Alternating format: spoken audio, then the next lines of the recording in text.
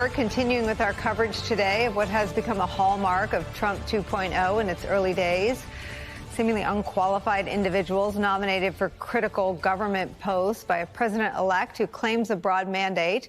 Their nominations asking Republicans to abandon what's left of their sense of duty and their responsibility to the Constitution of the United States. The ongoing pressure campaign on Senate Republican holdouts to confirm Trump's nominee to lead the 3 million person-strong Department of Defense, Fox News Weekend host Pete Hegseth, is a revealing glimpse into the unbridled power of the MAGA movement within today's GOP. Take, for example, Iowa Republican Senator Joni Ernst, the first female combat veteran to serve in the U.S. Senate, a survivor of sexual assault.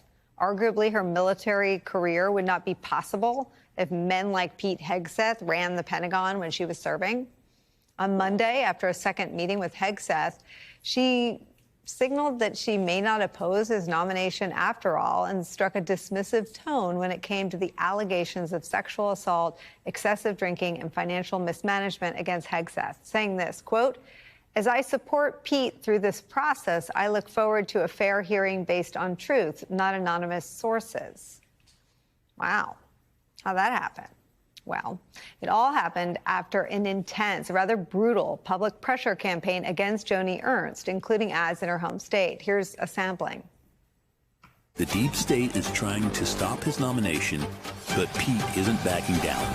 Call your senator today and urge them to confirm Pete Hegseth for Secretary of Defense. The deep state and Joni Ernst, we have to just stop and revel in that. But the pressure campaign also includes threats to primary senators who oppose Hegseth. Right-wing podcaster and personality Dan Bongino tweets this, quote, "Warning to Joni Ernst, Pete Hegseth will be just fine if you sabotage his deserved spot as SecDef. I'll hire him tomorrow without a second thought on one of the largest digital content platforms in the world, and his voice will be even more powerful. You, however, will not be fine."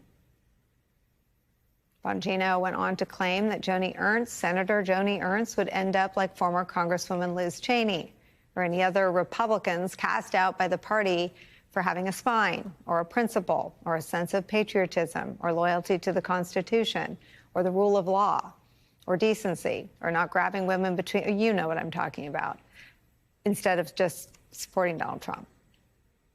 Another Trump ally went so far as to threaten to hire private investigators to investigate and dig up dirt on any elected official who is a holdout, telling Politico that his organization is, quote, "very excited about this new standard that drinking and womanizing is disqualifying for public office.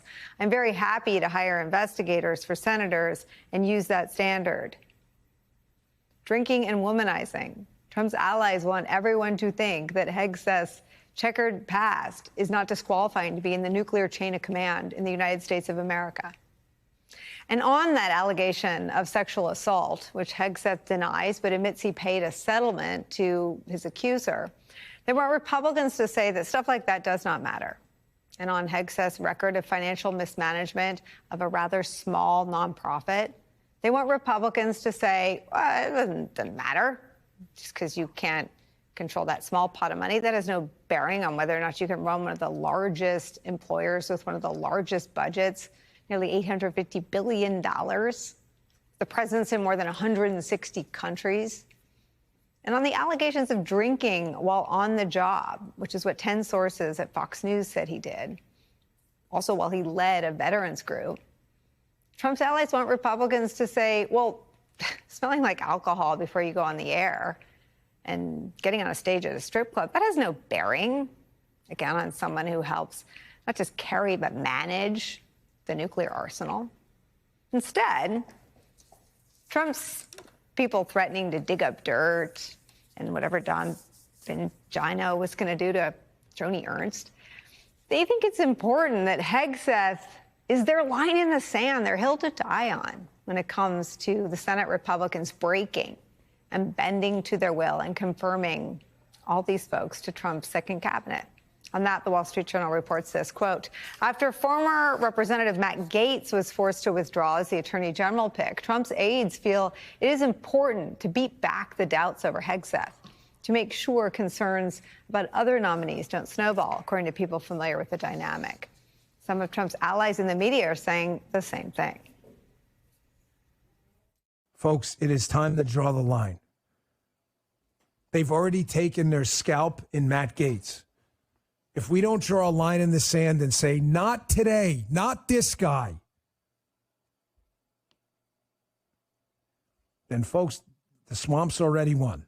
Donald Trump won an election that is being felt around the world still today. You talk about France. Look, this is why we must support our guys, these men and women who are in the barrel right now, because if they take out Pete Hegseth, they already got Matt Gaetz. If they take out Pete, then they're going to be on to Tulsi Gabbard or Kennedy or Kash Patel next, and we must hold the line.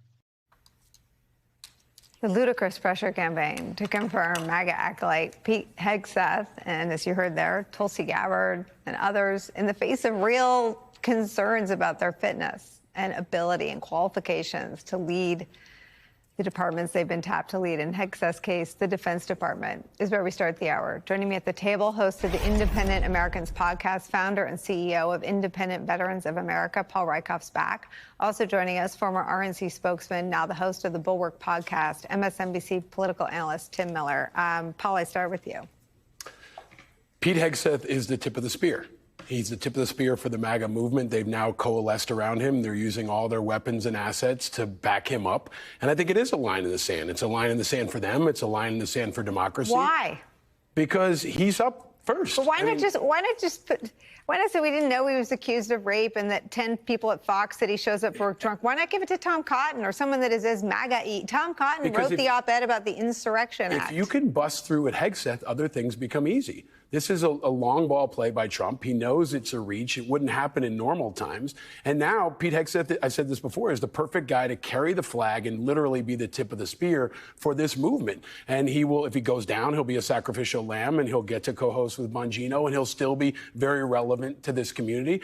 But I think it's also showed the playbook, because this is exactly what they'll use for Tulsi Gabbard. It's exactly what they'll use for Kash Patel and the next one up. And the question is going to be, where are the moderates? Susan Collins is now in the crosshairs. They're not going to have the same kind of impact on her. Lisa Murkowski, same situation. And I think Joni Ernst is also probably being very strategic here. They're not just saying, let's wait for the confirmation hearings. They're saying, let's wait for the FBI investigation, because you can't spin that. And let's see if anything else comes out. Hegseth has challenged his accusers. One of them might accept that challenge and could be on a news program any day now. So I think they're keeping their powder dry, and to some extent they're keeping their head down. And there's a long time between now and a confirmation hearing. So I think it's a smart play on behalf of those moderates to wait and see. I don't even know that we have moderates in the Republican Party anymore. By comparison, right? Tim, covering the Trump story can make you dumber, and I feel dumb asking this question. But what is the difference in MAGA world between Tom Cotton, who literally wrote the first public advocate for you, and I'm against everything he believes with every fiber of my being, but he does not, 10 people don't describe Tom Cotton as going to work drunk. Nobody has accused Tom Cotton of mismanaging a budget for a very small nonprofit. There are no known allegations of sexual assault. I mean, they're half the country, for better or for worse. There are plenty of people to choose from that don't have all the baggage of a Hegseth or as Paul said, a Gabbard or an RFK. Why is this a line in the sand? For a couple of reasons. One, that's just they don't want to show weakness. This is kind of the MAGA thing, right? So this is why Donald Trump pretended that he won the 2020 election, right? You can't just keep giving in. That's part of the mindset. I think that's part of it. Part of it is their main objective here. It's important to remember that most of these people don't have actual policy objectives or things that they want the government to do. They want to upset the left. They want to upset the people they don't like. They want people to have their hair on fire with us. They like that. They want to drink liberal tears or whatever. And Hegseth allows for that, right? Tom Cotton, sure, some people would be upset about Tom Cotton, but you wouldn't really get your hackles up over that to the degree that would let the MAGA folks feel like they had gotten some win in this imaginary fight that they're in with shadowy elites. So I think that is a big part of it. And also it's just like the cultishness of it, right? I mean, had Trump picked Cotton, they'd all be for Cotton, right? Like there's a cultish devotion here. Like we need to stand by Mr. Trump. We need to stand behind him. And I think that is driving a lot of this. Because to your point, I just put this a different way. The whole thing is insane. And you know, had 2 months ago, you know, you showed Dave Bossie in that clip. I saw Dave Bossie in the spin room after the debate and talked to that guy. And I was like, if I had said there, man, what are you doing? Like, Trump's going to put the Weekend Fox and Friends host in charge of the Pentagon if we elect him. Like, they would have looked at me and said I was the crazy one, right? Like, they would have looked at us and been like, oh, you have Trump derangement syndrome. He'd never do this.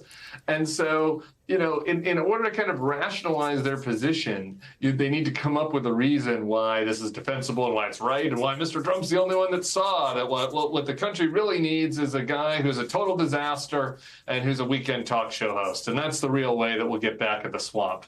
And they find ways to rationalize that. And if they give in, then that cracks their fragile rationalization for you know, what they're promoting right now. I want to bring into our conversation